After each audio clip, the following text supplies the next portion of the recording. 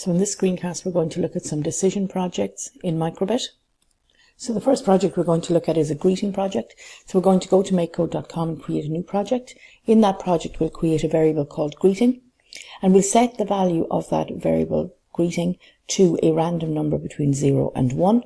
And then we will test the value of that variable and check to see if it's 0, then we will display hello. Otherwise, we'll display goodbye. So we don't need to check to see if the value of greeting is 1, because the only values that the variable can take are 0 and 1. So if it's not 0, it must be 1. So we don't need to, when we're going to deciding whether we're going to display goodbye or not, we don't need to check the value of the variable. So we'll just go to makecode.com. So we have a new project here, and again, we're getting rid of the on start and the forever.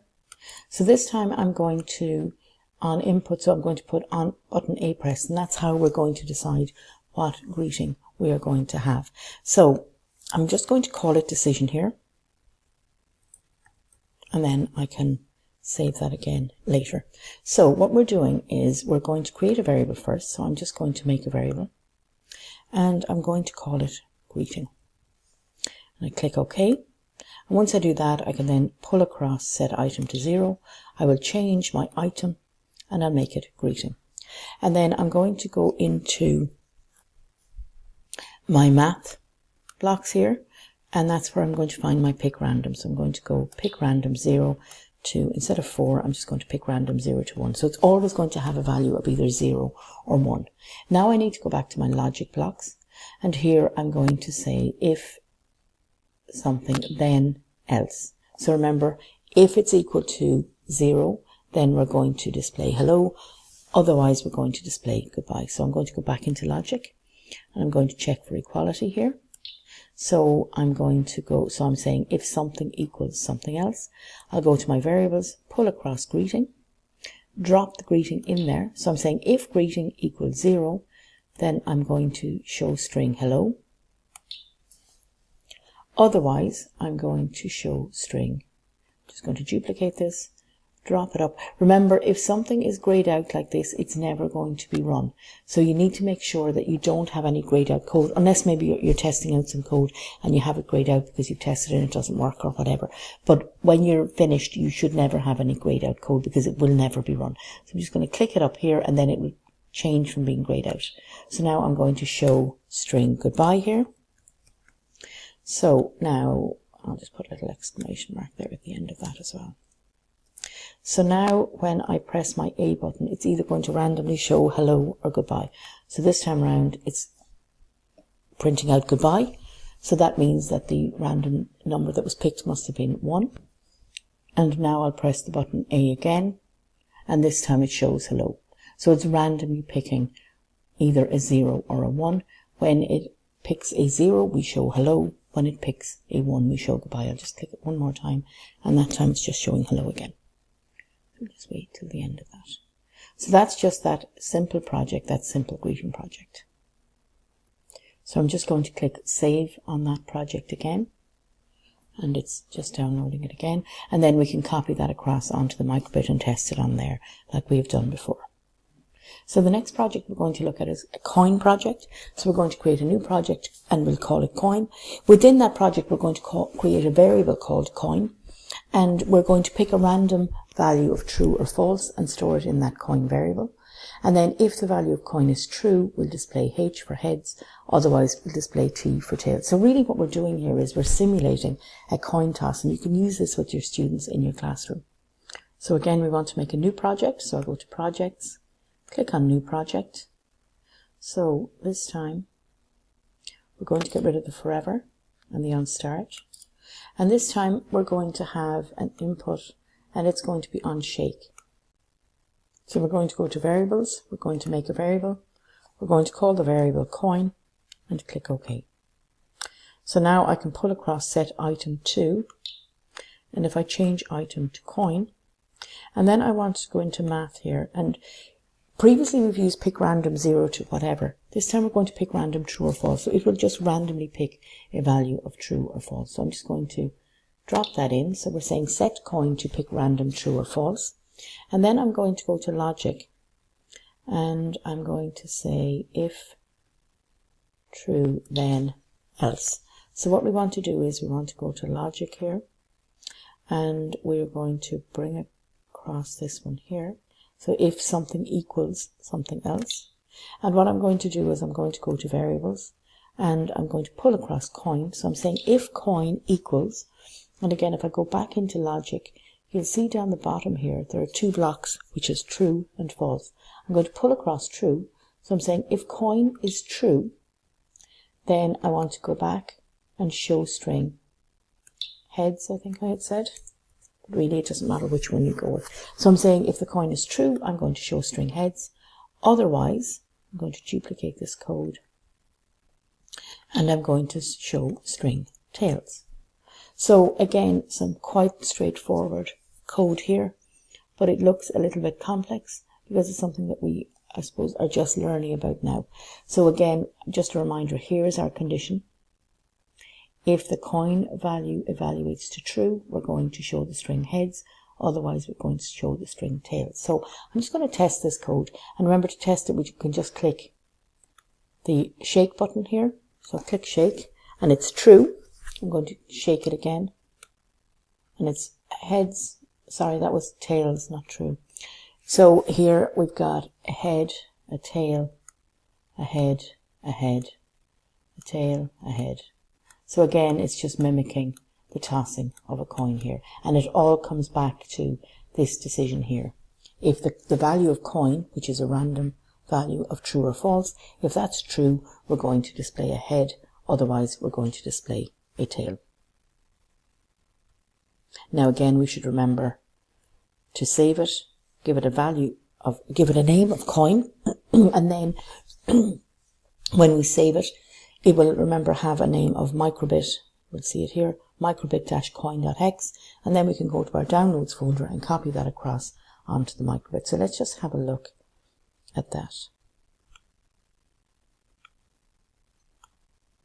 So here's our download folder, microbit coin. We can drop it across onto the microbit, and then it will copy it.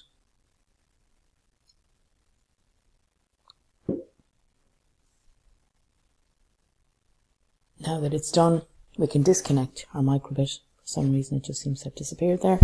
Just a loose connection here. And now on our microbit, we can test that coin project. So just literally by shaking the microbit. So in this final project, we're going to code a sorting hat on the microbit. So we're going to go and create a new project. We're going to create a variable called house. Then we'll pick a random number between 0 and 3, and we'll store it in that house variable. And then we're going to test the value of house. If the value of house is 0, we'll display G for Gryffindor. If it's 1, we'll display H for Hufflepuff. If it's 2, we'll display R for Ravenclaw. And finally, if it's 3, we'll display S for Slytherin. Now, actually, what we're going to do is we're not going to test that value of 3 because it's either going to be a 0, a 1, or a 2, or a 3. So if we've already tested to see if it's a 0, or a 1, or a 2, and it's not any of them, then it must be a 3. So we're going to create a new project again. And when we create that new project, we are just going to get rid of the onStart and the forever. And we're going to do an onShake again. And we're going to create a variable. So we're going to make a variable. And we're going to make a variable called house. Click OK on that. We can then pull across set item 2 and change item to house. Remember, we're going to go into math to find pick random. And this time we're picking a random number between 0 and 3.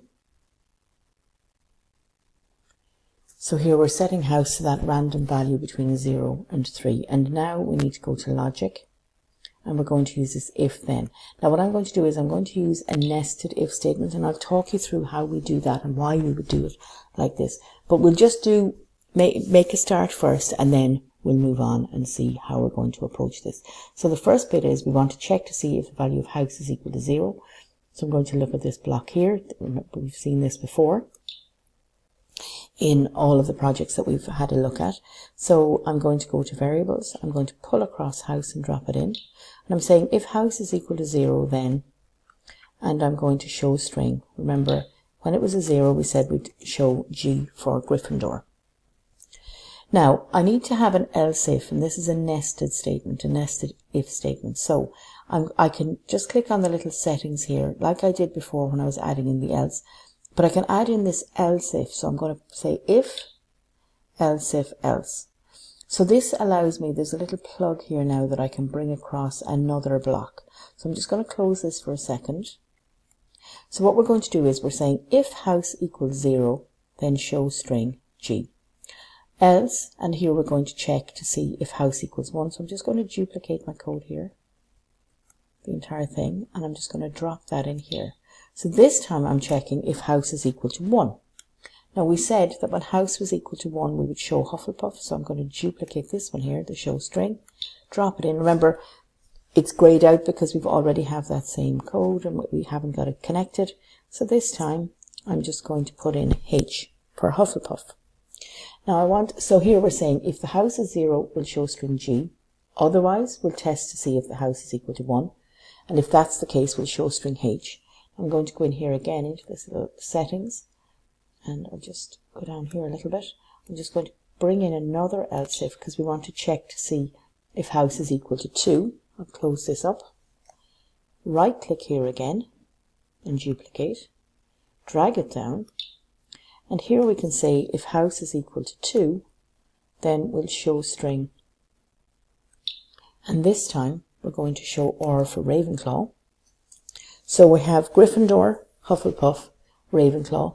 And then remember I said at the end we don't need to check to see if it's 3 because if it's not 0, we've already set it to 0 to 3, randomly 0, 1, 2 or 3. So we've tested to see if it's 0. If it's not, then it goes into the next statement here and it checks to see is it 1. If it's not that, it goes into the next one and checks to see if it's 2. And if it's not any of those, then it must be 3.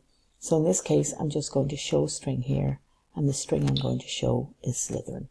Now we'll come back. I just want to do my testing on this first, and then I'll come back and we'll talk a little bit more about nested if statements like we have here and why we might choose to do it this way rather than any other way. So if I just click here and shake, we've got Ravenclaw. I'll shake it again and we've got Gryffindor. I'll shake it again and we've got Hufflepuff. Just keep shaking it. We should get a Slytherin, and there we have Slytherin. So we've got all 4 of them, and it's really important that you check your code or test your code to make sure that you do get all the values that you want. Now, just to come back to the nested if statements and why we might want to do it that way rather than, so we could just have had here if house equals 0, then show string G. Then we could have another if statement here saying if house equals 1, then show string H. If house equals 2, then show string R.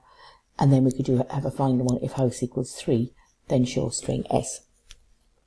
But the reason that you might do it this way with the nested if statements is that what happens here is if you check to see if the house equals 0 and it actually is 0, then it won't do any of the other checks here. So it's just, I suppose, more efficient code. And really we should try to use more efficient code when we can. The one thing I would say though is sometimes nested if statements can become quite complex, so you need to, I suppose, look at the trade-off between the two. Just one other thing here, as I was kind of hovering here over some of these, we were seeing some code that maybe doesn't look like the block code, and that's because it's going between JavaScript and block. So if I click here on JavaScript, you can actually see the code that is behind it in, I suppose, a more traditional coding. So you can flick between the blocks and the JavaScript here if you want to, and you can just code in JavaScript. I'm going to use the blocks for the purposes of this course that we're doing, but it just allows you to see how you might code it in something like JavaScript. So that is our decision projects in microbits, and I hope you found this useful.